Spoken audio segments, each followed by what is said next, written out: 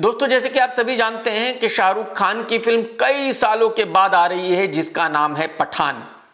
यह फिल्म अगले साल जनवरी में रिलीज होगी, लेकिन इसका टीजर अभी से रिलीज कर दिया गया है। और यह शायद आपने पहली दफा देखा होगा कि किसी फिल्म का टीजर एक साल पहले रिलीज कर दिया गया हो। इसकी वजह सिर्फ इतनी सी है कि एसआरके न्यूज में रहना चाहता है। एसआरके अपने फैंस को बताना चाहता है कि मैं एक फिल्म पठान कर रहा हूं जो अगले साल रिलीज होगी। और अगर आपको याद हो तो इस फिल्म की शूटिंग एक साल पहले चालू हो गई थी।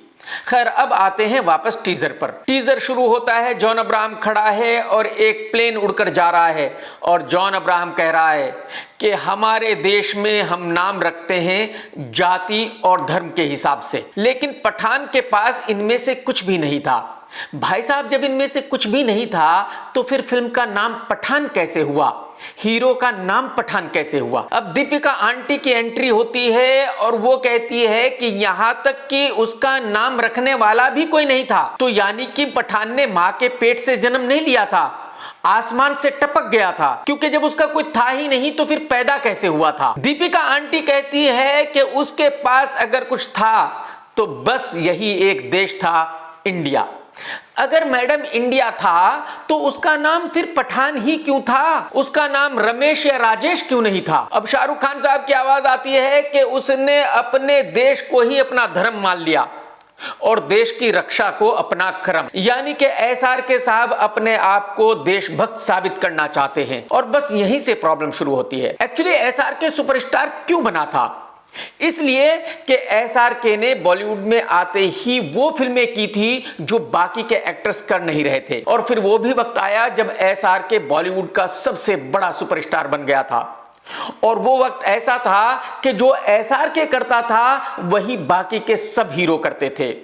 और आज अनफॉर्चुनेटली वो वक्त आ गया है कि एसआरके वो करना चाह रहे हैं जो अक्षय कुमार कर रहा है। यानी एसआरके अक्षय कुमार की कॉपी करके अपने आप को देशभक्त साबित करना चाहता है, देश की पब्लिक को इमोशनली फूल बनाकर अपनी फिल्म दिखाना चाहता है। और कमाल ये है कि एसआरके की सिर्फ परछाई दिखाई जा रही है और वो ये सब डायलॉग्स कहते हुए आ रहा है, जबकि सारी दुनिया को पता है कि इस फिल्म पठान में हीरो एसआरके है। तो एसआरके का फेस ना दिखाकर डायरेक्टर क्या साबित करना चाहता है, ये मेरी समझ से बहुत दूर की बात है। खैर, मुद्दे की बात पे आते हैं और वो ये है कि इस टीजर में ही बहुत सारी प्रॉब्लम है। पहली ये कि एसआरके अपने आप को देशभक्त साबित करना चाहता है, जो देश की पब्लिक आज मानने के लिए तैयार नहीं है। क्योंकि देश की पब्लिक को आज भी अच्छी तरह याद है कि ये वही शाहरुख खान साहब हैं जिन्होंने ये कहा था कि देश में इंटॉलरेंस बढ़ गया है। दूसरे, शाहरुख खान की सबसे बड़ी गलती ये है कि उन्होंने अपनी इस फिल्म का नाम पठान रखा है। जब आप एक ऐसे आदमी की कहानी कह रहे हो जिसकी ना कोई जाति है, जिसका ना कोई धर्म है, जिसकी ना मां है, जिसका ना बाप है, तो फिर उसका नाम पठान क्यों है? अब आते हैं फिल्म की क्वालिटी और फिल्म की कहानी पर। देखिए, इस फिल्म का डायरेक्टर है सिद्धार्थ आनंद और सिद्धार्थ आनंद अपनी किसी भी फिल्म में एक सीन भी ओरिजिनल शूट नहीं करता। वो एक एक सीन कहीं ना कहीं से कॉपी करता है। तो जाहिर सी बात है ये फिल्म भी कहीं ना कहीं से उसने कॉपी ही की होगी। दूसरी प्रॉब्लम यह है कि आज इसी सब्जेक्ट पे हर महीने एक दो फिल्में रिलीज हो रही हैं। हर किसी को देशभक्त बनना है, हर एक एक्टर को यही साबित करना है कि देश में सबसे बड़ा देशभक्त वही है, भले ही उसकी नेशनलिटी कनाडा की हो या यूके की हो। तो जब सारे ही हीरो इस तरह की फिल्में कर रहे हैं और जब हर महीने एक दो फिल्में ऐसी रिलीज हो रही हैं, तो फिर एसआरके की फिल्म में नया क्या होगा? लोग एसआरके की फिल्म देखने क्यों जाएंगे?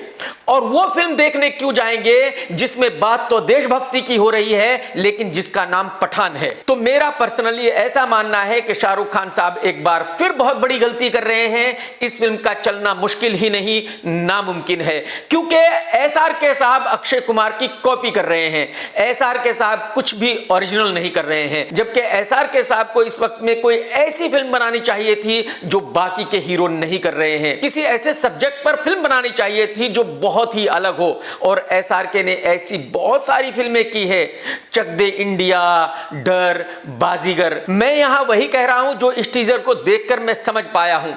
बाकी तो फिल्म देखकर ही बताऊंगा कि फिल्म अच्छी है या बुरी है, लेकिन फिल्म के रिलीज होने में बहुत वक्त है, तकरीबन 1 साल है, तो हम सब इंतजार कर लेते हैं। टेक केयर दोस्तों। सत्यमेव जयते। दोस्तों, अगर आपको मेरा ये वीडियो पसंद आया है तो लाइक ज़रूर करो और शेयर ज़रूर करो। और भाई साहब, अगर चैनल सब्सक्राइब नहीं किया तो कर लो, घंटी नहीं दबाई तो दबा दो, क्योंकि घंटी अगर आप दबा दोगे तो जैसे ही मैं नया वीडियो डालूंगा आपको नोटिफिकेशन मिलेगा। नहीं तो आप पूछते रहोगे कि भाई केआर के भाई इसका रिव्यू किया है, इसका नहीं किया है, इसका क्या है, इसका करो, जबकि मैं कर चुका होता हूं। तो घंटी फौरन दबा दो।